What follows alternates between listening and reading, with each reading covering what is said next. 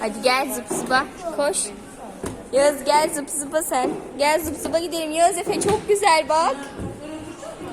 Yağız Efe. Yağız bak. Yağız Efe. Yağız Efe. Gel basket atalım bak gel. Gel basket atalım.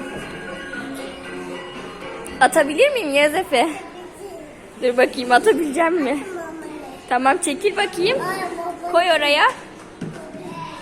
Atamadım. Ver bir daha atalım. Bak orada var onu al.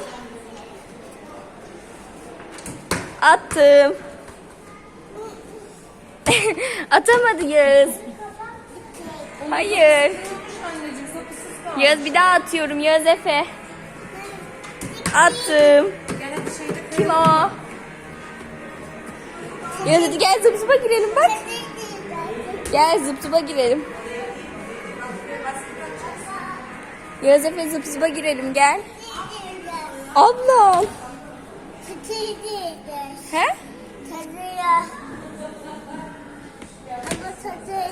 Tamam gir sen ben komşu olayım hadi.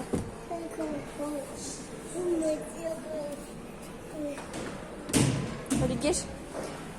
Tık tık tık tık. Kaç kapıyı? Kapattım. Tık tık tık tık. İleride.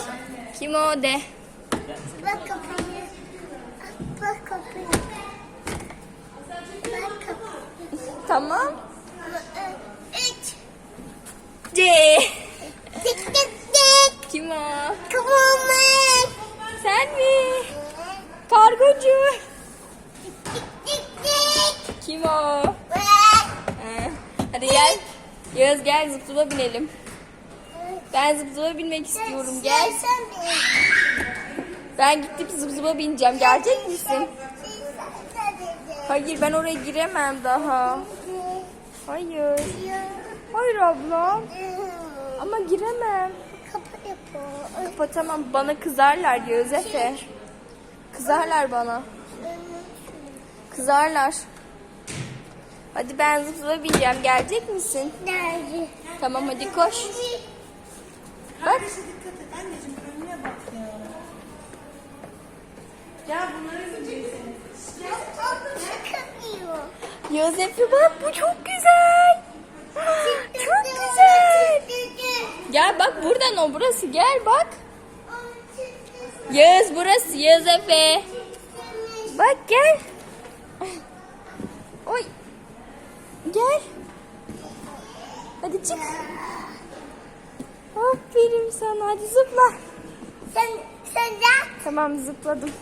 Sen yat. Yatmayayım. Sen yat ben seni zıplatayım yat.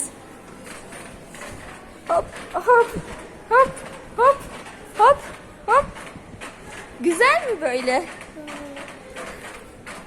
Huhu. Hadi geç orada zıpla sen de geç ben de burada zıplayayım hadi. Geç.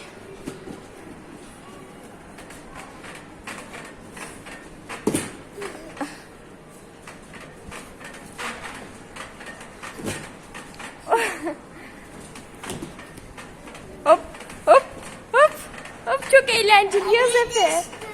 Çok eğlenceli. Burada yapıyor. Tamam ben burada zıplayayım. Sen niye düşüp duruyorsun ama?